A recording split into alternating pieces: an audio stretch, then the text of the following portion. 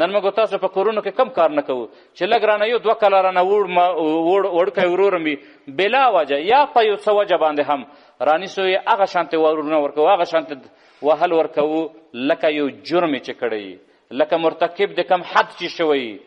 ته وایې تعذیر په بندیخانه کې قاضي ته شاید دومره جواز ونه لري چې دومره تعذیر چاته ورکړي لکه څومره چې موږ خپلو وړو ماشومانو زامنو ته یې ورکوو زموږ ستاسو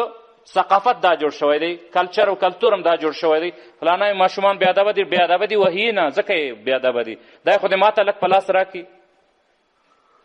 داسې فکر کوي چې دا بیا یې متلونه ورته جوړ کړي د قرآن دا دومره آیتونه دا دومره حدیثونه یې وترته خپل پښتو وایي چې ډب نه وي ادب نه وي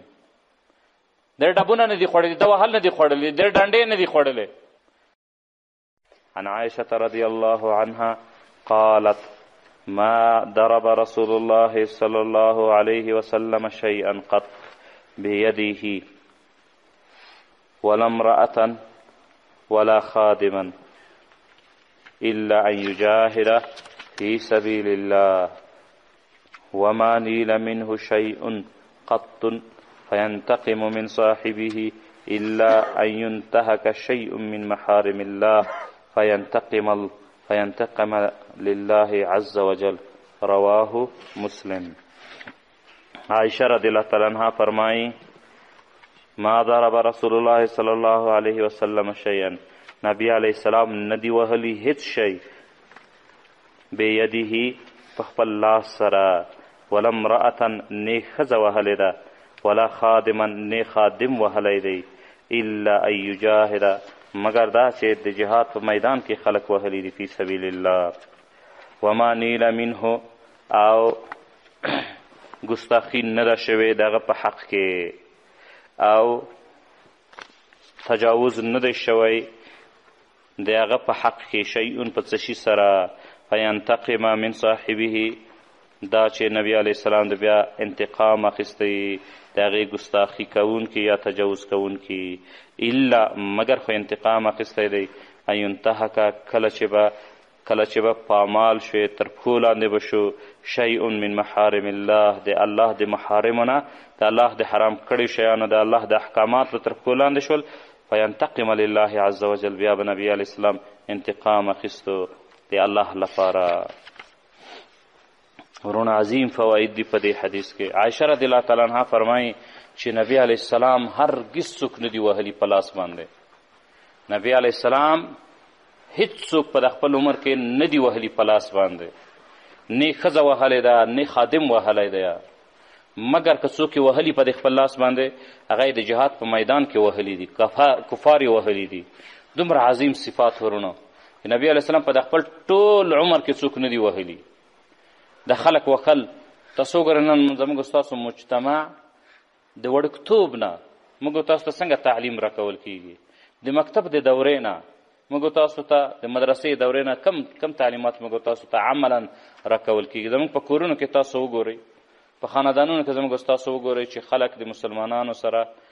کم کارونه کمه معامله کوي نبی علیه السلام په ټول ژوند کې څوک نه دي وهلي په لاس باندې نبی علیه السلام یو خادم وړوکی و وړوکي طبعه مائله وي لوبو ته لوبې کوي لوبې خوښیږي نبی علیه السلام یو غلام درلود ورونه د غلام تصور اوس نشته غلامان اوس که خادمان موجود دي مزدوري در سره خو هغه غلام نه وي غلام به پخوا په بازار کې د پیاز او د ټماټر او د کدو په شانتې به خرڅېدل په بازار کې هغې هیڅ حیثیت نه درلودو خرڅول به که د خوښ نشو بیا به بازار ته لاړو د هغې وهل ټکول د عادي خبرې وي نبی علیه السلام یو وړوکی غلام دی د یو کار دپاره یې ولېږلو چې خدمت یې پې کولو چې دا وکوه چې کله بهر ځي په کوڅه کې ګوري چې ماشومان لوبې کوي دا هم ورسره شو ډېر به ماشومان تاسو هم داسې لیدلي په تاسو به هم تېروي چې مور پلار یې څه دپاره ولېږي چې بهر لاړ شي دی په کوڅه کې د هغې سره په لوبو شي د مور پلار هغه کار یې وخته هېري په ګنټو بیا نه ور په یاد کېږي دا غلام هم دغه د ماشومانو سره په دې خپلو لوبو باندې مصروفه دی نبي علیه السلام انتظار آخر نبي علیه السلام راووتو کله چې راووتو چې ماشوم لوبې کوي غلام دی غلام نبی علیه السلام راونیولو د لاس نه مسواک یې په لاس کې و او ورته وایي چې قسم مې دې په الله وي که د الله نه نه یارېدی چې په ورځ د قیامت به ته د ما نه انتقام اخلي نو ما به ته په دې مسواک وهلی وي په دې مسواک غلام نبی علیه السلام نه وهي. ولې نه وهي؟ چې د ورځ د قیامت د انتقام نه نبی علیه السلام ډارېږي چې په ورځ د قیامت به د ما نه انتقام اخیستل کېږي. ځکه ورځ د قیامت ورځ د حساب ده، ورځ د انصاف او د عدل ده. په ورځ د قیامت به الله رب العزت حتی حیوانات را ژوندي کوي. نبی علیه السلام په یو حدیث کې وایي چې هغه وزه کومه وزه چې شاخ لري، ښکر لري،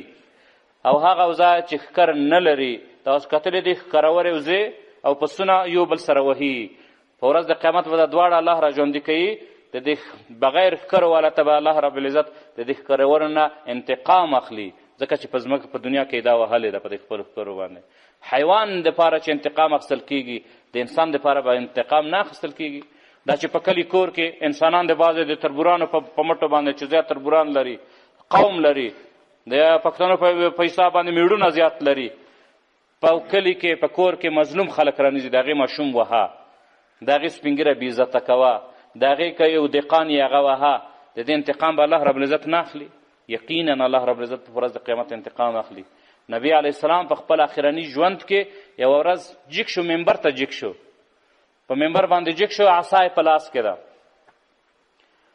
په دې صحابه کرامو کې یو داسې صحابي هم ناست دی چې کومه ورځ نبی علیه السلام د څه په وجه باندې نبی علیه السلام غصه شوی دی.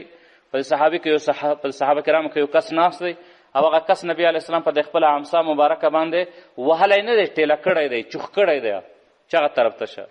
نبی علیه السلام په منبر باندې ناست دی، وایي چې یا فلان راشه، دا زما عصا واخله، ما په دې دنیا کې ما نه خپله بدله واخله، انتقام ما نه واخله، ما همدغسې تکلیف که، چوخ مې که، دیکه را که، ټیله را که په دې عصا باندې، چې په ورځ د قیامت زه ستا جواب نشم ویلی. په ورځ د قیامت په ما نه الله انتقام اخلي ستا، هلته به ته ما نه خپله بدله غواړې، هلته زه طاقت نه لرم، په دې دنیا کې ما نه خپل حق دلته واخله. نبی علیه السلام یوه ورځ په یو غذا باندې روان دی، لاره تنګېږي، مجاهدین روان دي، څلور طرفونه آسان او اوښان دي. نبی علیه السلام طرف ته د یو کس آس را نږدې کېږي، او د هغې پایدان د نبی علیه السلام پښې مبارکې ته تنبه کېږي. نبی علیه السلام پښه مبارکه ته تکلیف رسېږي. نبی علیه السلام یې برداشت کوي، تحمل کوي، چې آخر نه شوه. نبی علیه السلام سره چې کومه نیزه په خپل لاس کې ده، یا کومه قمچینه چې لاس کې ده، کوم لرګی چې په لاس کې دی، هغه یې د هغه کس یې په دې پښه باندې چوخ کو، متوجه کو، ځان یې لرې کو چې تکلیف دې راکړو. کله چې هغه ترېنه لرې شو، څو قدمه لاړل، نبي علیه السلام بېرته ورته شو، راونیولو، ورته ویله چې ما نه د خپل انتقام واخله، ما تا ته تکلیف در رسولی دی. دغسې اخلاق ورونو چې مسلمان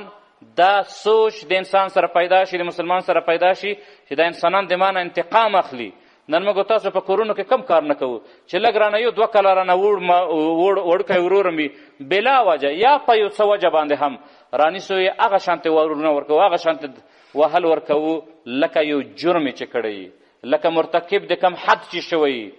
ته وایې تعذیر په بندیخانه کې قاضي ته شاید دومره جواز ونه لري چې دومره تعذیر چاته ورکړي لکه څومره چې موږ خپلو وړو ماشومانو زامنو ته یې ورکوو. زموږ ستاسو ثقافت دا جوړ شوی دی، کلچر او کلتور هم دا جوړ شوی دی. فلانه ماشومان بې ادبه دي، وهي نه، ځکه یې بې ادبه دي، دا خو دې ما ته لږ په لاس راکړي.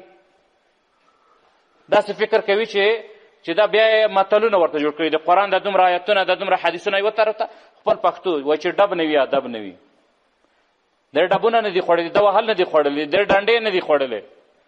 نبی علیه السلام پوره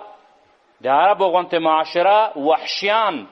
چا چې به خپلې لورانې ژوندۍ ښخولې، هغه خلک یې د هدایت لارې ته راوستلي، تربیه کړي دي، انسانان یې جوړ کړي. نبی علیه السلام په ډنډو باندې څوک وهلي دي، په ډنډو باندې جوړ کړي دي. حتی زموږ د ثقافت دومره خراب شوی دی په دې باره کې.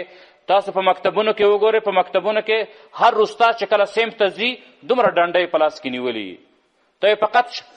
استبلخانې ته روان دی، ته یې فقط د حیواناتو کوټې ته روان دی. په ډنډه باندې انسان نه جوړېږي ورونو. انسان که جوړېږي د نبي علیه السلام په اخلاقو باندې جوړېږي، د قرآن په آیتونو باندې جوړېږي، د نبي علیه السلام په ښکلي حدیثو باندې جوړېږي. په ډنډه باندې ته څوک نشي کولی جوړولی. په ډنډه باندې به ته خپل زوی نن جوړ کړې، ستا د مخې ستا ډنډې ته چې ګوري هغه به انسان وي، خو ستا د ډنډې نه چې هغه لاړ شي هغه نه بیا بېرته حیوان جوړېږي، هغه د ضد لاره نیسي، د انتقام لاره نیسي. فلهذا د خلکو نه